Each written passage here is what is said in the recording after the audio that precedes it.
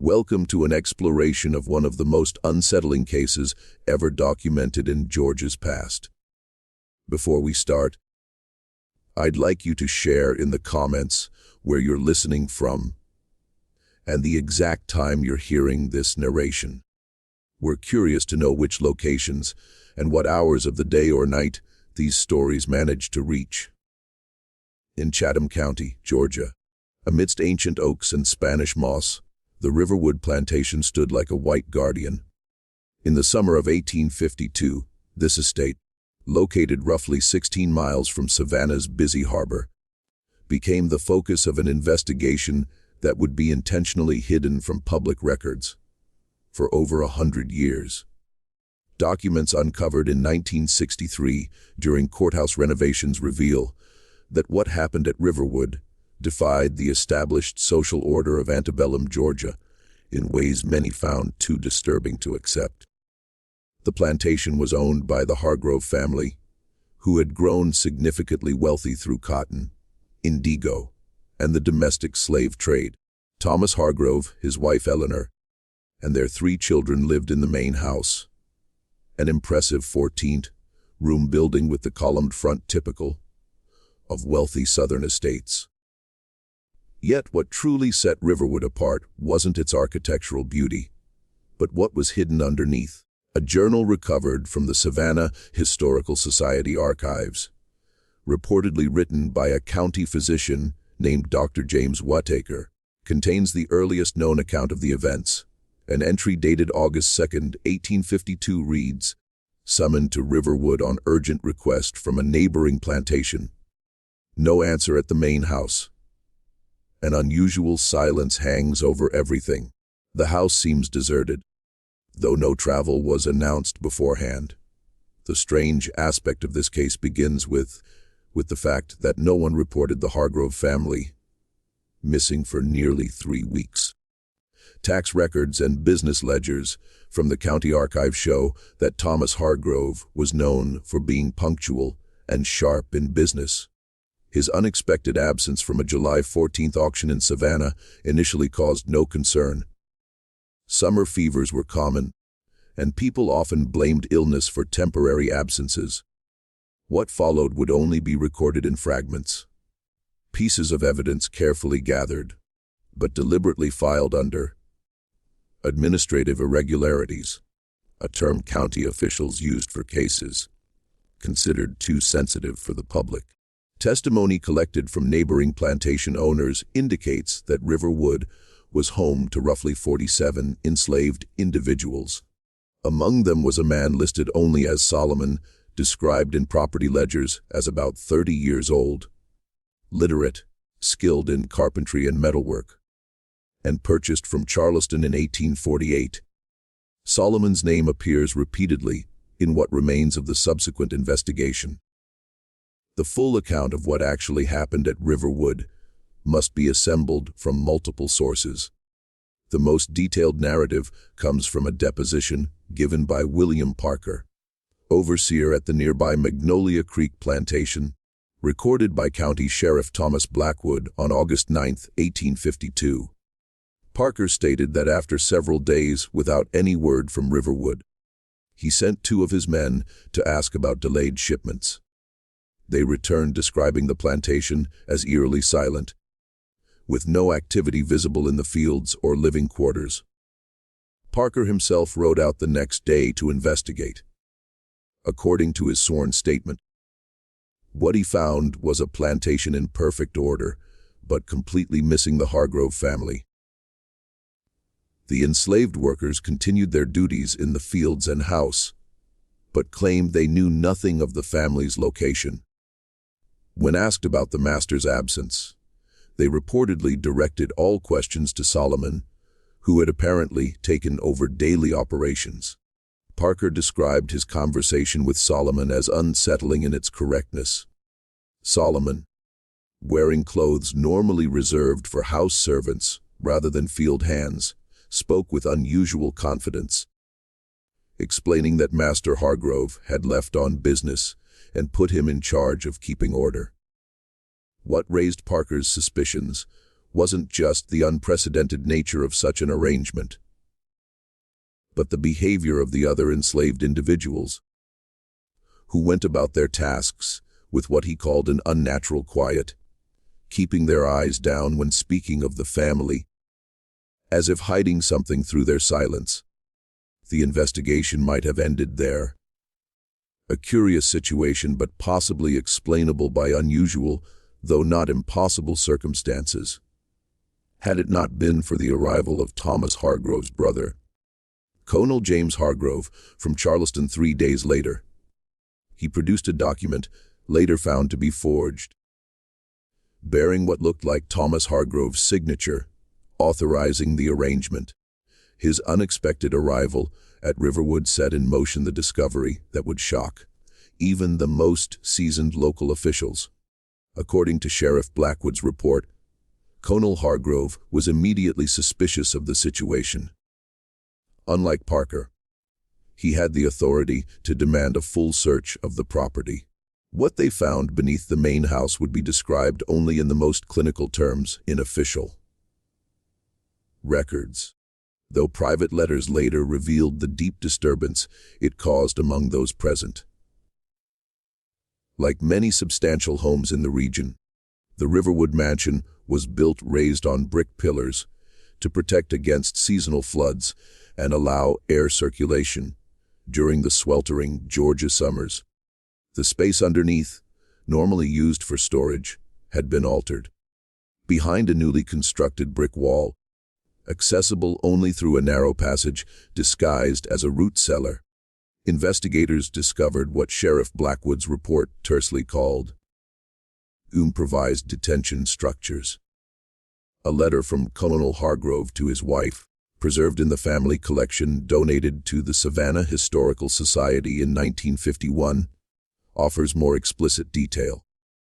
What we found beneath my brother's home defies understanding. Iron cages, built with considerable skill, contained what remained of my brother and his family. Evidence suggests they survived for some time in these conditions.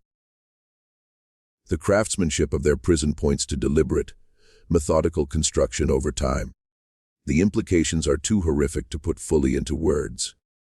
The medical examiner's report, sealed until 1968, confirmed that Thomas Hargrove, his wife Eleanor, their 16-year-old son Thomas Jr., and daughters Catherine, 14 and Mary, 11 had all been kept alive in those conditions for about 2 weeks before dying of dehydration.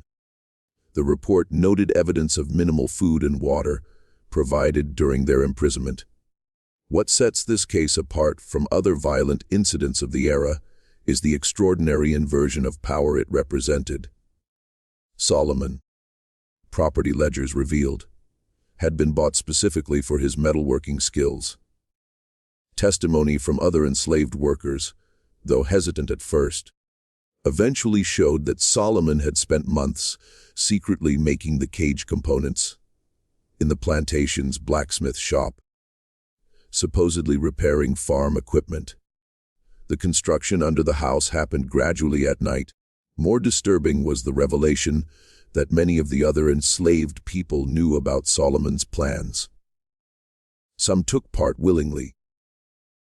Others were coerced through threats to their family members. The collective silence kept during and after the family's captivity suggests a complicated web of complicity, fear, and perhaps satisfaction at the reversal of circumstances.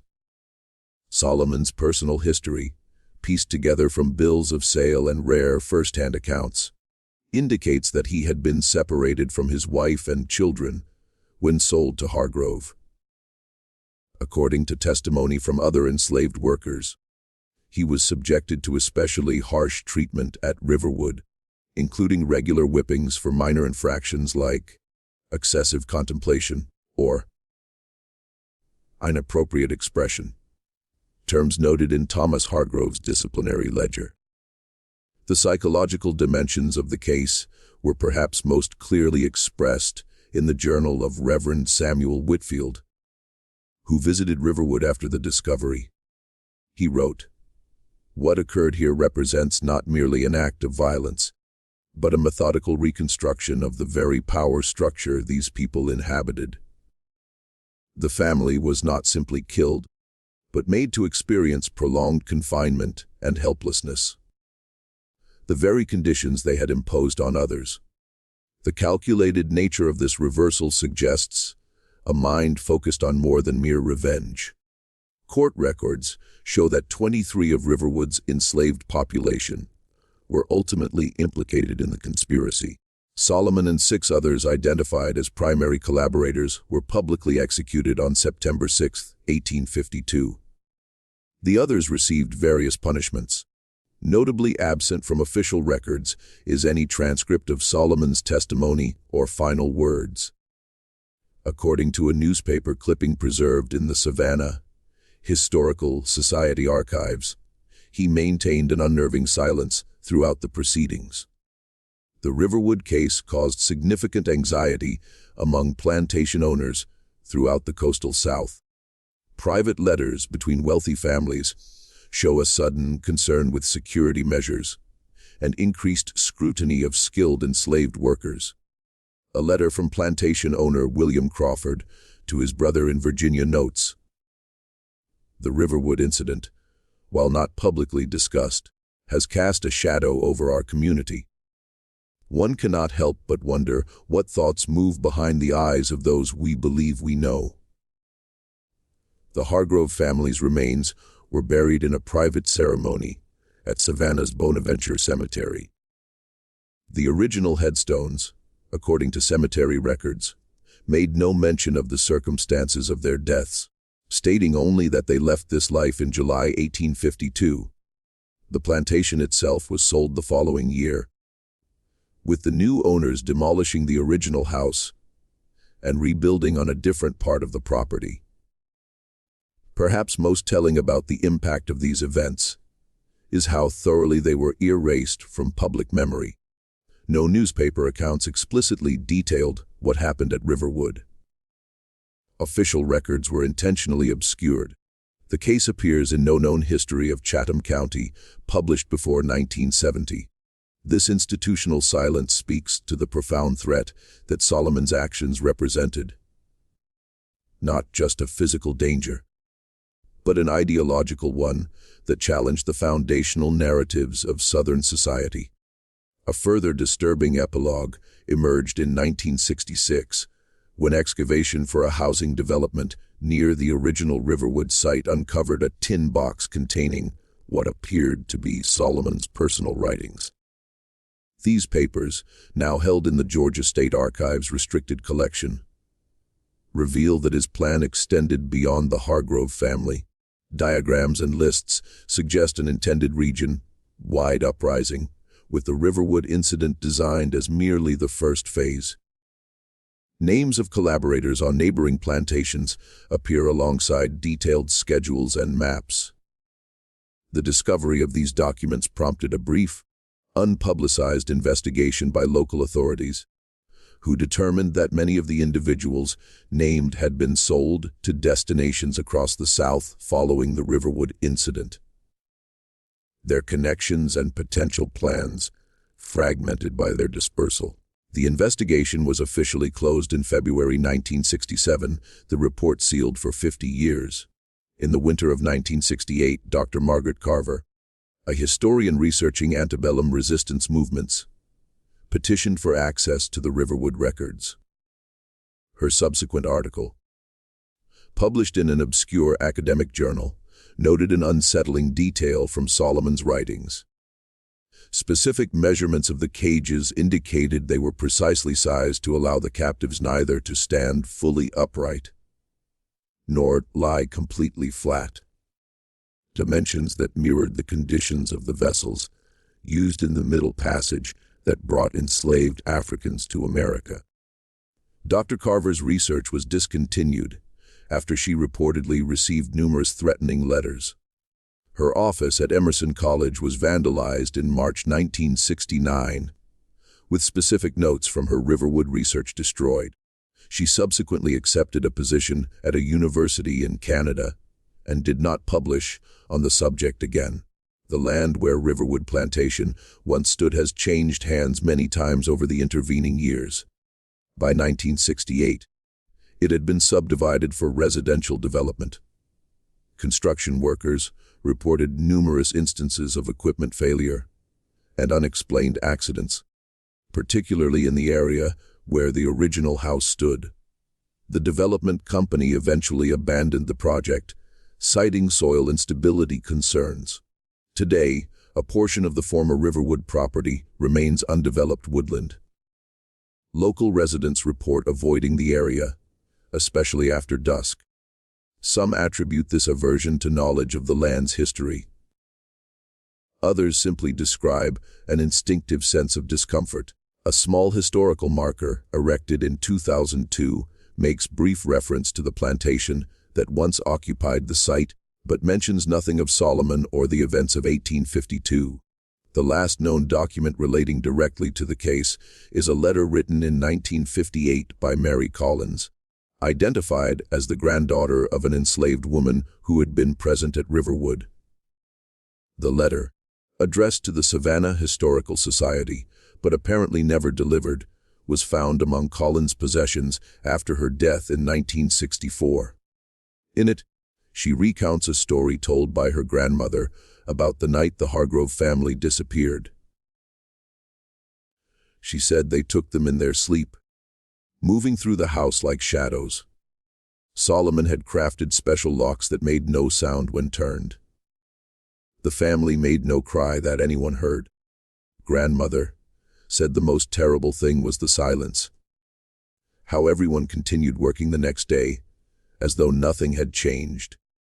Stepping carefully over the cellar door beneath, which the master and his family remained alive.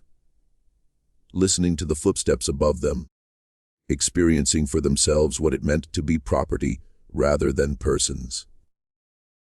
What makes the Riverwood case particularly disturbing is not merely the gruesome fate of the Hargrove family, but the methodical role reversal it represented. Solomon did not simply kill his oppressors. He systematically subjected them to a mirror experience of the institution they had perpetuated. The calculated nature of this psychological inversion, making the powerful experience powerlessness, reveals a form of terror that transcends simple violence, forcing us to confront the darkest capabilities of the human mind when pushed beyond endurance. The Riverwood incident remains largely unknown in mainstream historical accounts. Those few academic works that reference it often do so only in passing, focusing on its implications for plantation security measures rather than examining the complex psychological and social dimensions it represents. This silence itself constitutes a final chapter in the story, the deliberate forgetting of an event too disturbing to incorporate into our understanding of the past. And yet, in certain academic circles and oral histories passed down through generations of local families, the story of Solomon and the iron cages beneath Riverwood Plantation endures. A whispered reminder that beneath the polished narratives of history lie darker truths about power, vengeance, and the depths of human capacity for calculated retribution. For those who know where to look in Bonaventure Cemetery, the Hargrove family plot contains a curious feature. Though the original headstones were replaced in the early 1900s with more elaborate markers, a small unmarked iron post stands at the edge of the family plot. Local tradition suggests it appeared sometime in the 1870s, its origin unknown. Cemetery records make no mention of its installation or purpose. Some speculate it serves as an unacknowledged marker for Solomon himself, though his executed body was officially disposed of in an unmarked grave. Others suggest it represents something more abstract, a silent testament to histories deliberately untold, to power dynamics momentarily but significantly reversed, to terrors carefully erased from public memory, but never truly forgotten. As we conclude this dark chapter of hidden history, we're left with more questions than answers. The incomplete records and institutional silence surrounding the events at Riverwood Plantation suggest a collective decision to obscure not just what happened, but what it meant. In the gaps of this historical record, we perhaps find the most disturbing element of all: the recognition that some truths are deemed too threatening to preserve, even as their echoes continue to resonate through time. The psychological complexity of the Riverwood case extends beyond the immediate horror of the Hargrove family's fate.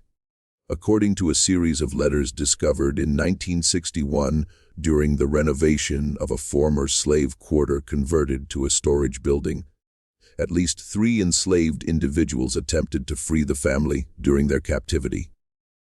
These letters, written by a woman identified only as Rebecca to her son, who had been sold to a plantation in Alabama, suggest that not all at Riverwood supported Solomon's actions. She wrote, "Some believe this reversal of fortune represents justice, while others see only a new form of the same evil. I cannot sleep for the sounds that come from beneath the house, yet I am forbidden to intervene." This internal conflict among the enslaved community at Riverwood adds another layer to the case, suggesting that even among those who had suffered under the Hargroves' ownership, there existed moral complexity and divided loyalties. Rebecca's letters indicate she eventually provided water to the imprisoned family on at least 2 occasions, actions that placed her at considerable risk. The final letter in the collection, dated July 27, 1852, abruptly ends mid-sentence. No record of Rebecca's fate exists in the subsequent investigation documents, though her name does not appear among those executed or punished. Sheriff Blackwood's private journal, donated to the Chatham County Historical Society by his granddaughter in 1954, reveals the profound effect the investigation had on him personally. An entry dated August 20th reads, "I have served this county for 17 years and witnessed mankind's capacity for violence in its many forms.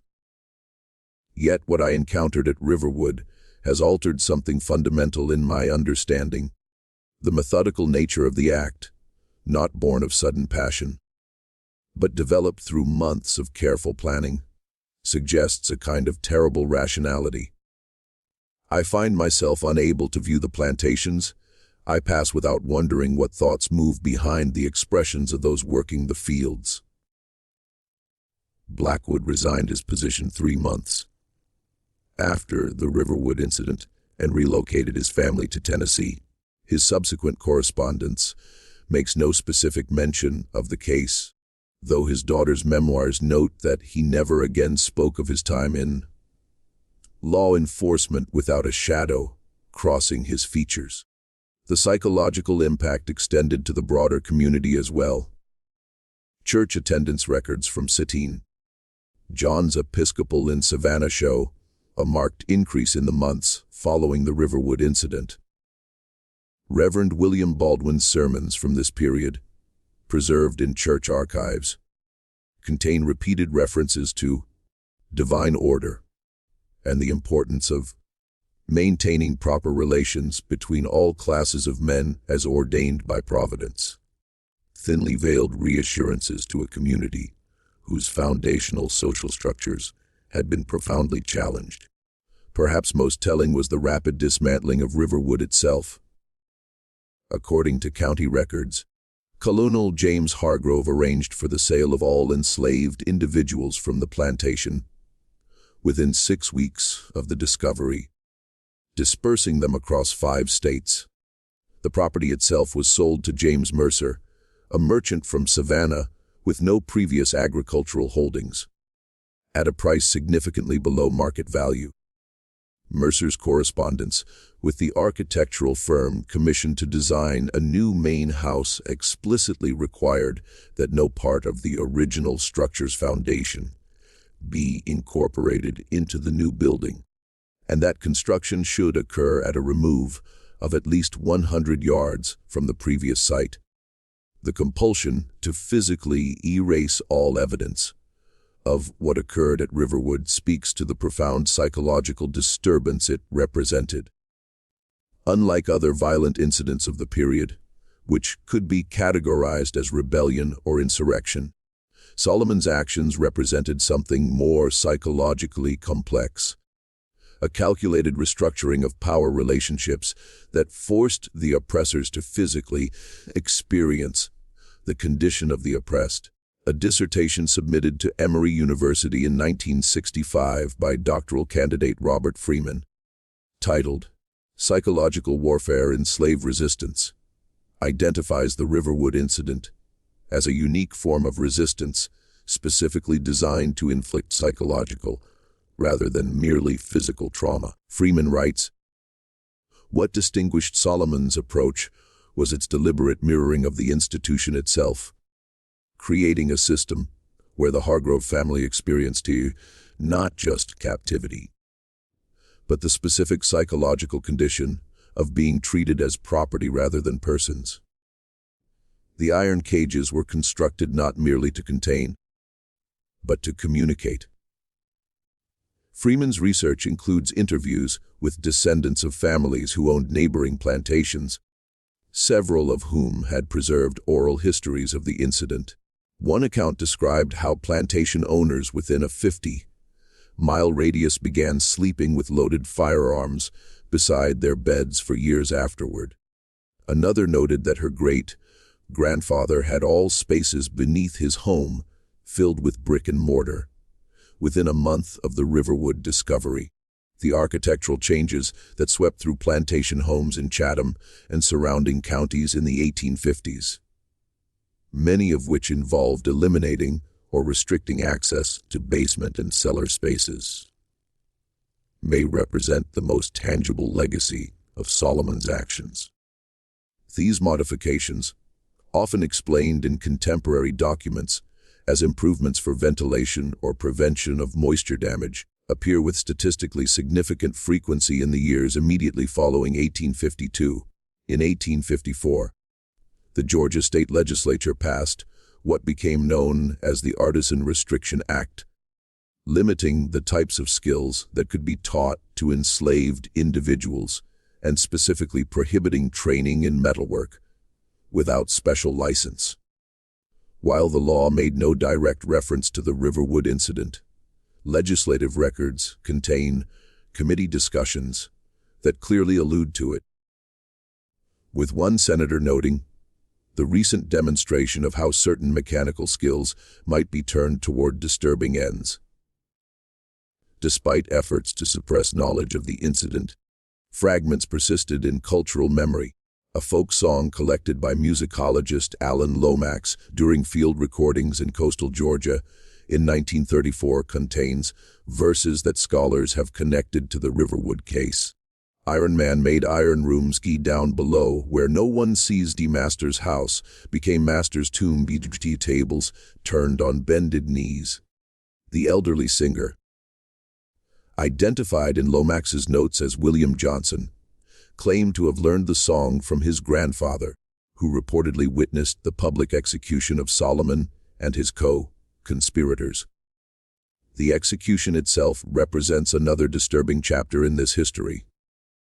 According to the official report, Solomon and 6 others were hanged publicly on September 6, 1852, in a field just outside Savannah.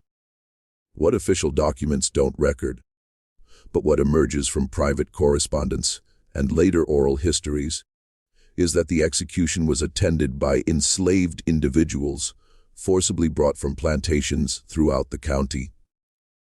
A calculated demonstration of consequences. A letter from plantation owner Frederick Dalton to his brother describes the scene. They brought nearly 300 Negroes to witness the event. The condemned were permitted no final words. What struck me most profoundly was not the act itself, but the expression of the man identified as the architect of the horror. Even at the moment of death, his gaze remained level, his eyes moving deliberately across the crowd, as though committing each face to memory. I confess it caused me to look away first. This description of Solomon's final moments echoes through several accounts and suggests that even in death he maintained the psychological advantage, refusing the expected posture of submission and instead projecting a disturbing agency that continued to unsettle those present. The Riverwood case raises profound questions about the nature of terror as a response to systemic violence. Solomon's actions cannot be categorized simply as revenge, for revenge typically seeks equivalent harm. What occurred at Riverwood was instead a carefully constructed inversion, a theatrical restructuring of power relationships, designed not merely to kill, but to communicate through experienced suffering. This communicative aspect emerges most clearly in one of the most disturbing details from the medical examiner's report. The document notes that small openings had been incorporated into the design of the cages, apparently to allow those imprisoned to observe the normal functioning of the plantation, continuing without them. Several witnesses reported that Solomon would occasionally bring ledgers and accounting books to these openings, asking Thomas Hargrove for instruction on plantation management matters, a grotesque parody of their former relationship. In 1959, construction workers excavating for a gas line near the former Riverwood property uncovered a metal box containing personal items believed to have belonged to Solomon. Among these was a small hand-crafted book, its pages made from scraps of different papers, bound together with thread. Inside were detailed diagrams of mechanical devices, mathematical calculations, and a series of writings in a cipher that has never been fully decoded. The few fragments that scholars have translated suggest a deeply philosophical dimension to Solomon's thinking. With one passage reading, "Freedom exists first in the mind. The body may be chained while the mind creates new worlds and possibilities." This artifact suggests that Solomon possessed not just technical skill, but a complex intellectual and philosophical framework that informed his actions. The sophistication of his thinking contrasts sharply with the period's prevailing characterizations of enslaved individuals as intellectually limited, a prejudice that may have enabled him to develop his plans undetected, as his capabilities would have been systematically underestimated. The Riverwood incident occurred at a particular historical inflection point. The early 1850s saw increasing tensions around slavery, with the Fugitive Slave Act of 1850 intensifying Northern abolitionist sentiment while hardening Southern resolve to maintain the institution. Solomon's actions, while locally suppressed, inevitably filtered into national consciousness through private correspondence and word of mouth.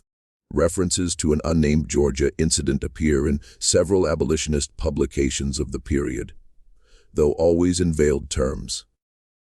Frederick Douglass, in an 1854 speech in Rochester, made what some scholars believe was an oblique reference to Riverwood when he stated, "There comes a moment when the oppressed may devise means to communicate the true nature of their condition to those who impose it, through methods that cannot be ignored or misunderstood." The specific wording, particularly the emphasis on communication rather than merely resistance, suggests knowledge of Solomon's particular approach. The deliberate erasure of the Riverwood incident from official historical narratives reflects more than just the suppression of a single disturbing event. It represents a broader pattern of historical amnesia regarding the psychological complexities of resistance to slavery, particularly those forms that directly challenge the moral and intellectual frameworks used to justify the institution. In 1969, during preparations for a highway expansion near the original Riverwood site, workers uncovered a mass grave containing the remains of at least 7 individuals. Archaeological examination determined these were the bodies of Solomon and the others executed for the Riverwood incident. Rather than being buried in the officially designated location for executed criminals, they had been interred secretly on what was once the plantation property. Forensic analysis revealed that at least 3 of the bodies showed signs of post-mortem mutilation.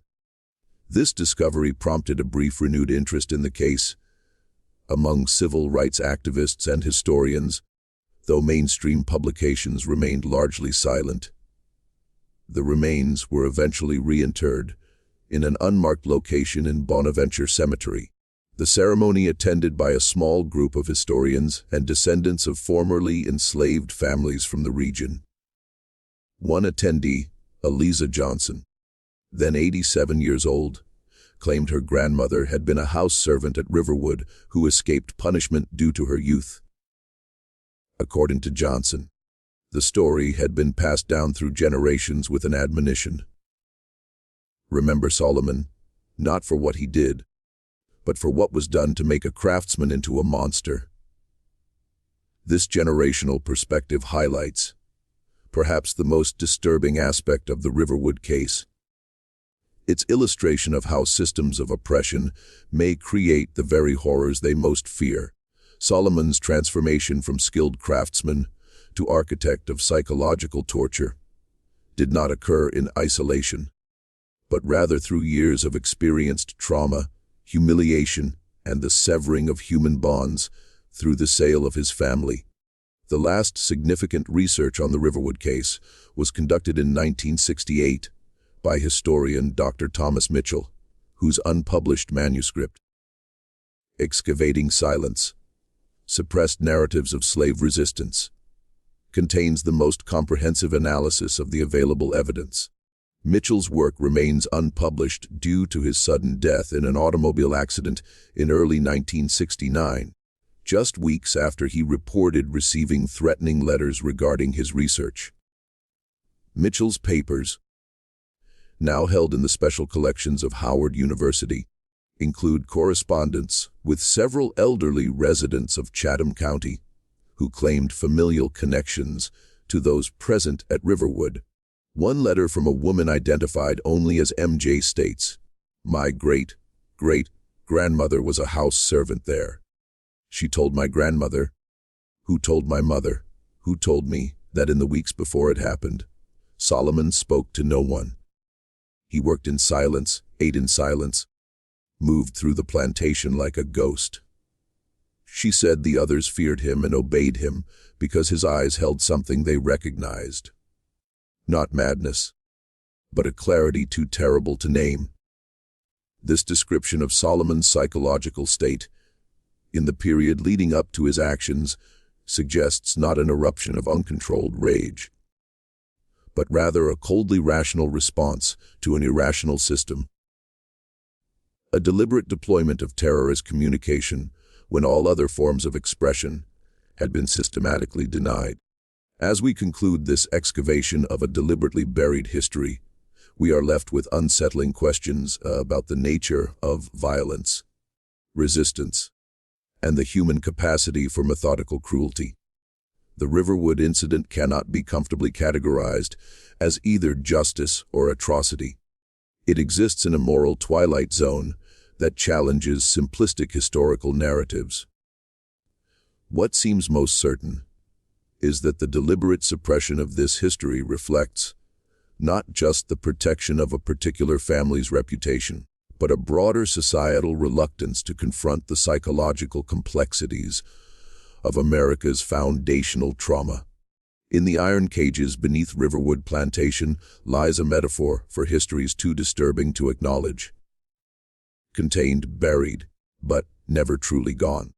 Today, no visible trace remains of Riverwood Plantation. The land has been partially developed, with suburban homes occupying former cotton fields. No historical marker acknowledges the specific events that occurred there in the summer of 1852. Yet something of that history persists in academic archives, in family stories passed through generations, in the conspicuous absences within official historical narratives. Perhaps The most haunting legacy of Solomon's actions is not the physical suffering he inflicted, but the psychological mirror he constructed, forcing those who had denied his humanity to experience a taste of that same denial. In doing so, he created not just a historical incident, but a disturbing parable about power, oppression, and the terrible ingenuity that can emerge when human beings are pushed beyond endurance. As one local historian noted in a small community publication in 1972, what happened at Riverwood was buried twice, once beneath the house, and again beneath layers of historical silence. Yet both burials failed. Some truths refuse to remain, no matter how deeply we try to enter them. The sound of footsteps above the cellar. The knowledge that those who walk freely are unaware of your existence as a person rather than property. The slow psychological collapse as one realizes that social position and power are constructs that can be reversed. These were the lessons Solomon designed into his terrible creation. Lessons that continue to disturb us, not for their uniqueness, but for the way they inverted and exposed the everyday horrors of the system they emerged from. In the end, the most unsettling aspect of the Riverwood case may be not its exceptional nature, but rather how it illuminates the psychological architecture of slavery itself. A system predicated on precisely the kind of dehumanization that Solomon turned back upon its perpetrators. What happened beneath Riverwood Plantation in 1852 was not an aberration from history, but rather a dark reflection of it. A mirror held up to show the face of an institution whose true visage few were willing to acknowledge. And perhaps that is why the story remains largely untold in mainstream histories, confined to academic footnotes and local whispers. Some mirrors reflect truths too disturbing to face. Truths that continue to haunt us not from the distant past, but from the ongoing echoes of that past in our present.